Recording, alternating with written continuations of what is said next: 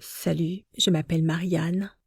Mon histoire concerne surtout un problème que j'ai depuis des années. Je suis en surpoids. Je suis comme ça depuis aussi longtemps que je me souvienne. Jusqu'à un certain point, ce n'était pas très original jusqu'au jour où cette histoire a valu la peine d'être racontée. Un jour que je ne l'oublierai jamais. Il y a quelques mois, j'ai réalisé que j'avais du mal à rencontrer de nouvelles personnes et à m'exprimer. Alors j'ai décidé de suivre un cours d'improvisation. J'ai rejoint un groupe avec des garçons de mon âge. La plupart d'entre eux étaient des lycéens. Ça n'a jamais été facile pour moi. Et j'ai donc procédé par petits pas, en dehors de ma zone de confort. Mais en fait, ce n'est pas ce dont il est question dans l'histoire. De tous les garçons que j'ai rencontrés dans ce cours d'impro, il y en avait un qui s'appelait Josh. C'était le genre de gars que tout le monde remarque en premier. Il est très beau, des joues creusées, de grands yeux verts, le plus beau sourire de tous les temps. Et ce qui est le plus important dans cette histoire, il est très athlétique. C'est un nageur. Il pratique la natation depuis qu'il est enfant. Alors oui, il est musclé, très en forme et il a les épaules larges. Inutile de dire que toutes les filles du cours l'adoraient. Certaines d'entre elles le draguaient ouvertement, mais pendant tout ce temps, il est resté amical et rien de plus. Il gardait ses distances. Alors bien sûr, j'ai été surprise quand j'ai remarqué qu'il m'accordait beaucoup plus d'attention qu'aux autres filles du groupe. Mais ça pouvait signifier n'importe quoi, non? À ce stade, mon manque de confiance en moi suffisait à me convaincre que ça ne signifiait rien du tout. Peut-être avait-il besoin d'une amie, ou juste quelqu'un à qui parler. Je l'aimais bien sûr, mais je ne me suis pas laissé prendre au piège. Tu peux donc imaginer ma surprise quand un soir, après le cours d'improvisation, Josh est venu me voir et m'a invité à sortir avec lui. Je suis restée figée pendant plusieurs minutes, et puis, comme j'étais encore sous le choc, j'ai marmonné quelque chose sur le fait que j'étais très occupée et je suis partie. En pensant à ce moment, je réalise que j'ai dû avoir l'air très grossière, ce qui n'est pas du tout le cas. J'avais juste très peur. Je n'arrêtais pas de penser au fait qu'il m'avait invitée à sortir ce soir-là. J'étais si heureuse. Ce n'est pas comme si je n'avais jamais parlé à des garçons, mais je n'avais jamais eu de rencard. J'ai juste quelques bons copains. Mais Josh, c'était autre chose. Après avoir été incapable de m'endormir pendant des heures cette nuit-là, je me suis convaincue que c'était une sorte de farce cruelle. Et malheureusement, je n'avais personne à qui en parler. Aucun de mes amis n'était assez proche. J'ai un petit frère et une grande sœur, mais c'est encore une autre histoire. Nous ne sommes pas tellement proches. Notre relation est basée sur les moqueries mutuelles et j'ai toujours été pire qu'eux dans ce domaine. Les blagues portent surtout sur mon poids et j'ai toujours accepté ça. Il y a quelques années, j'ai commencé à faire moi-même des blagues sur mon poids, comme si j'étais à l'aise avec ça. Ainsi, demander à mes frères et sœurs ce que je devais faire pour Josh n'a jamais été une option envisageable.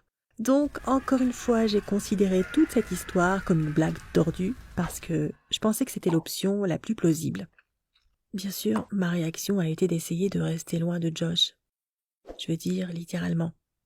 J'ai tout essayé, comme par exemple choisir un groupe dans lequel il n'était pas quand nous faisions nos exercices au cours d'impro. Chaque fois qu'il avait l'air de vouloir me parler, je disparaissais. Il n'était pas intrusif ou quoi que ce soit. En fait, il semblait triste et perplexe, puisque je n'avais jamais dit non, mais je n'avais jamais dit oui non plus. Bien sûr, il avait remarqué que je l'aimais bien, si bien que cette situation devait être déroutante de son point de vue. 2 ou 3 semaines ont passé comme ça. Puis tout cela est devenu très gênant. Plus ça allait, plus je commençais à me sentir mal. Je veux dire, si c'était vraiment une farce, Josh agirait sûrement différemment. Il ne prenait aucune mesure allant dans le sens de ce plan diabolique que je l'accusais de comploter, et je n'avais aucune idée de ce que pouvait être exactement ce plan. Alors j'ai commencé à prendre les choses en main. On a discuté plusieurs fois, puis on a commencé à s'envoyer des textos. Bien sûr, j'étais très prudente au début, mais quand on parle à Josh, c'est assez difficile de garder ses distances. Au bout d'une semaine environ, Josh m'a redemandé de sortir avec lui. Et cette fois, j'ai dit oui. Le mois suivant a sans doute été le plus heureux de ma vie. Comme je l'ai dit, je n'étais jamais sortie avec un garçon avant, et Josh a été comme un cadeau du ciel. Tout ça ressemblait à un rêve. Je savais qu'il était beau et que c'était quelqu'un de bien. Mais quand nous avons commencé à sortir ensemble, j'ai réalisé qu'il était aussi très gentil, affectueux et parfait. Il avait des idées de rendez-vous étonnantes. Il ne s'agissait pas seulement d'aller voir un film et de prendre un café après. Un soir, Josh m'a emmené au sommet du plus haut bâtiment de notre ville. C'est un centre d'affaires d'une 40aine d'étages. Le père de l'un de ses amis travaille comme veilleur de nuit et il lui a demandé de nous laisser aller sur le toit pour admirer les lumières de la ville. Ça a été pour moi une surprise totale. Au début, j'étais euphorique, mais j'ai commencé à remarquer des trucs. Josh devait cacher quelque chose, ou bien il devait avoir une idée derrière la tête. Mais non, ce n'était pas lui. C'était à propos de moi. C'étaient des petits détails qui se passaient autour de nous. J'apercevais les regards surpris des gens qui passaient quand ils nous voyaient nous tenir la main ou nous embrasser. Ce n'est pas comme si les gens nous montraient du doigt en riant, bien sûr, mais je ne me sentais pas très à l'aise en public. Alors j'ai vite remarqué chaque petit sourire en coin quand nous marchions dans la rue. Ce n'était que le début. Les filles du cours d'impro étaient jalouses, bien entendu. Après un cours, j'ai surpris une conversation où l'une d'elles a dit « Je crois qu'on devrait offrir des lunettes à Josh. » Puis les autres ont ri. Je me souviens encore de ce moment en détail, mot pour mot. C'était la première chose qui m'aura vraiment blessée. Et ça n'a fait qu'empirer quand mes frères et sœurs l'ont découvert. Ils ont refusé de me croire pendant les 2 premiers jours. C'était très désagréable. Puis je leur ai montré des photos et toutes leurs blagues se sont portées sur Josh et moi. J'ai fait comme si ça ne me dérangeait pas, comme je le faisais depuis qu'on était enfants.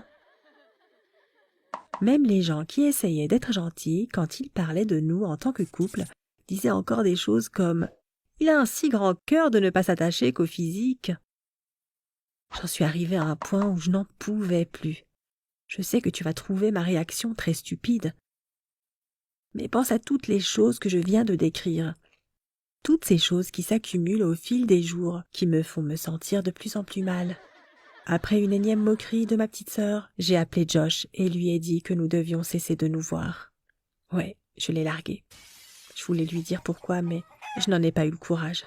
Je crois que j'ai marmonné quelque chose du genre « Ce n'est pas toi, c'est moi ». Et j'ai raccroché. Ce qui était encore pire que lorsqu'il m'avait demandé de sortir avec lui. Il avait l'air abasourdi. La veille, nous avions passé un moment magique ensemble. Nous nous embrassions et nous tenions la main. Et le lendemain, je lui annonçais ça par téléphone. J'ai pleuré les 2 jours suivants. Je ne savais pas quoi faire. Et quand le cours d'improvisation est arrivé, j'espérais que les choses allaient s'arranger d'elles-mêmes avec Josh. Il était là, mais on a évité de se regarder. Imagine la scène. Je suis assise là, bouillante de colère, prête à pleurer. Quand on me demande de monter sur scène, je ne veux pas y aller du tout, mais c'est une règle que nous avons. On ne peut pas sauter son tour. Ensuite, notre prof m'a donné le thème de l'impro. Je suis un enfant qui doit tenir tête aux terreurs de l'école. Pourquoi ça devait arriver à ce moment-là? Plus tard, tout le monde a dit que ça avait été ma meilleure performance. En effet, j'y ai mis toute ma peine et je suis rentrée si profondément dans le personnage que soudain, quelque chose s'est mis à résonner en moi. Je sais que ça peut paraître étrange, mais quand j'ai terminé et que tout le monde m'a applaudi, je me suis sentie comme différente.